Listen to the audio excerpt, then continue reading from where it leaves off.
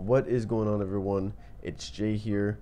This is going to be the analysis slash speculation video for the new trailer of Kingdom Hearts 2.8 that was just released at E3. What comes first is, of course, new gameplay and cutscene footage of the HD remaster of Dream Drop Distance. It's a really great feeling to see that this game, which is in fact one of my favorite games of the series, that used to be on the 3DS, is getting remade for the next-gen console. It's still going to be interesting to see how they implement the touchscreen factor from the 3DS over to the new game on the PS4. But of course, in some sense, this is nothing new to us. What I'm more focused on is 0.2 A Fragmentary Passage and key back cover.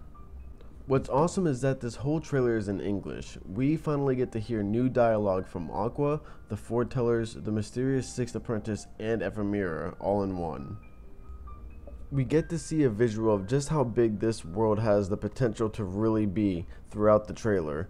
Nomura stated that a fragmentary passage would be the length of one world, but it seems like it might have meant the length of a Kingdom Hearts 3 world as it appears, since this is in the Unreal 4 engine and the Kingdom shader. The map may be just like Kingdom Hearts, where there aren't any load times between areas of the map, and the map itself is quite extensive from what we used to know. Aqua approaches the Castle of Dreams, and like she says, the world collapsed as the clock advanced forward. And when the world collapses, you'll see throughout the gameplay that the world is sort of broken up to the point where it's just debris floating from the world itself. What interested me is that this looks very similar to when the world of Departure was plunged to the realm of darkness by Xehanort with his dark magic and Birth by Sleep. When Aqua arrived to the land of Departure with Ventus in the final episode, their world looked just the same. It's yet to be seen if there's any relation to the similarities, but if there is, I hope it's explained upon in the game. There's a lot of brand new gameplay for a fragmentary passage revealed in this trailer, and it's given us a lot of new information and further evidence to speculate on some aspects in the game. A few small aspects that can be pointed out are things like the lamps seem to be hittable targets. It's very likely it'll drop health orbs or possibly orbs for focus drive. Also, the focus gauge itself, we know that focus was meant for shot locks in Birth by Sleep. We don't see any gameplay of shot lock, but focus gauge leads me to believe that it's going to be a returning function. Furthermore, you actually see focus orbs when enemies are defeated. That's also new, as in Birth by Sleep, the focus gauge was only filled by hitting enemies successfully. Other small aspects is a few of Aqua's signature abilities returning to her moveset. She can cartwheel as a dodge, but as you notice, as she falls and lands, she has a nice landing animation where she hits the ground and rolls on her back to catch herself. Her barrier block is also making a comeback, and even though we only see it for a split second, the barrier animation looks really amazing, and it's very reminiscent of the reflect magic in Kingdom Hearts 2. What's more, in the Japanese version of the trailer, I can also witness much more clearly the return of her double jump ability, Double Flight. One last small aspect we can notice is Aqua's signature combo fighting style is the same as it was before, which was to be expected. It's just blatantly obvious now at this point what Nomura said, being a fragmentary passage will be a hybrid of both Birth by Sleep and Kingdom Hearts 3, already seems to be very promising, and we haven't even finished the 0.2 trailer segment. Aqua first enters the collapsed world, and as she begins to slide down a slope, nice and smooth like, this is the exact same thing that Sora does in the land of Corona while fighting some Heartless. He slides down a slope as an interaction with the world. This new feature leads me to wonder if you have the capability to perform otherworldly interactions in the fragmentary passage, like running up walls or parkouring over obstacles, the same way Sora can in Kingdom Hearts 3. When Aqua falls into this fallen world we see, it was first speculated that this world was actually Daybreak Town, as the landscape of the land looked extremely similar to the world we see in back cover, but it's been discovered that this isn't the same world. It has different aspects to the world but looks similar. This means that the theory where Daybreak Town is actually the barren wasteland we know as the Keyblade Graveyard is not completely thrown out the window. We may still see the Keyblade War go down in back cover, and we may see Daybreak Town get destroyed into a battlefield. As she rushes into the battlefield with the Heartless, She unleashes her Keyblade and the camera pans to focus on her Heartless targets. This was a new animation featured inside of Kingdom Hearts 3. We've seen it a few times now where the same thing happens when Sora enters into battle. This is just another great aspect that is a part of this new hybrid Kingdom Hearts game that we get to have a taste of. Here we actually get a chance to see two new Heartless in battle. The first one that Aqua encounters looks very similar to the Heartless Sora finds in the Olympus segment of the first Kingdom Hearts 3 gameplay trailer, except the one Aqua fights has a fire attribute respectively, while the ones in Mount Olympus have a water attribute to them. Then we have another new Heartless that takes a bat-like form. You can see that it has pretty big wings, at least compared to its small looking head. Aside from that, throughout this gameplay we were shown at E3, there will indeed be an objective within the game and we'll need to acquire 5 gears. It's possible that those gears we need will be used to fix the clock in some way, possibly reversing time so that the world didn't collapse. And during the fight with these new Heartless, we actually get a glimpse of what these gears look like and a possible location for one of them right here.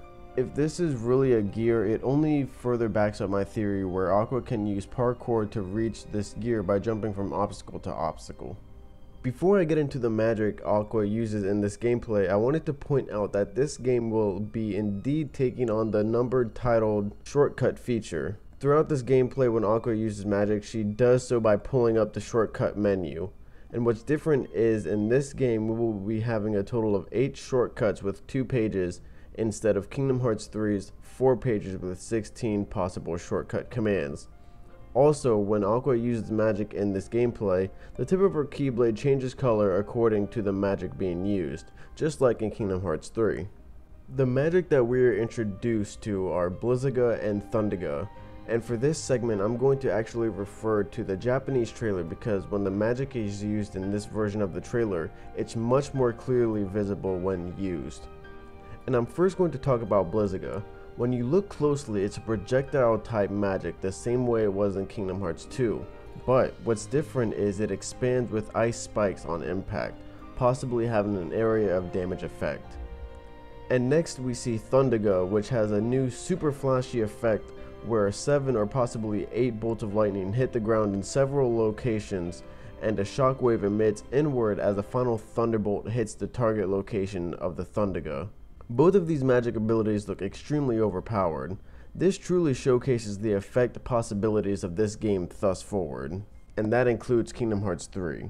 Speaking of magic, when Aqua casts her magic, she gets the option to activate not the Spellweaver form, but instead the Spellweaver finishing combo command. The most interesting thing about this is the fact that there is a 30-second counter interval where you have the option to manually activate it or not with the triangle button. With this addition to the game, we have a little glimpse as to what could be coming in Kingdom Hearts 3 for the triangle button usage. Something else that you can see is when Aqua uses her Spellweaver ability, it looks like at the top there's a blizzard magic as she spins. There's also an icy wind swirling up around as she spins. Is it possible that Spellweaver's finishing attribute can depend on what magic you use to bring forth the option to use it, like Thundaga or Firaga? Very interesting. In the final setting of the gameplay, Aqua is approached by a heartless enemy that sparked everyone's memory. It is the same Heartless Vortex Horde as we saw in the original Kingdom Hearts 3 announcement trailer, but there's some obvious differences from the original. It seems like when they get together, the darkness intensifies as their eyes go to a darker, more orange glow instead of a bright yellow. When that happens, they all climb together in a twisting motion to deliver a directed strike. Afterwards, they all scatter because of the impact, and then they all converge back together to recreate the Heartless Twister. This is another interesting new aspect to the next-gen Kingdom Hearts games, where Heartless actually cooperate together to create an attack. And it's interesting because in the original lore of Heartless, it is said that they only act independently. And finally we get some more brand new cutscene footage, and here we get to see Aqua up close and personal. The new Kingdom shader look for Aqua is simply fantastic. Every aspect of Aqua is reimagined in every way.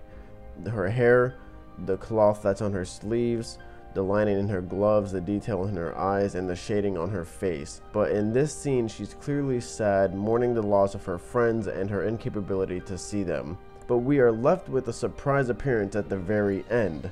So Terra appears right behind her, and this of course shocked everyone because realistically speaking, Terra should not be in the realm with Aqua as far as we know. His spirit or mind is what we know as the Lingering Will, and his body is technically Xemnas, if not his own, but swallowed by Xehanort's darkness, and he's one of the 13 Seekers.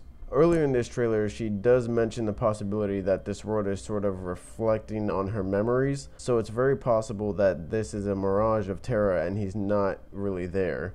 But there's also a possibility that he is there, but in a limbo sort of form, the same way Riku ended up in the realm of darkness when his body was taken by Ansem. There are a few possibilities as to why Terra shows up, but we'll have to be patient and wait for that explanation. That marks the end of the Kingdom Hearts 0.2 A Fragmentary Passage part of this in-depth analysis and speculation video.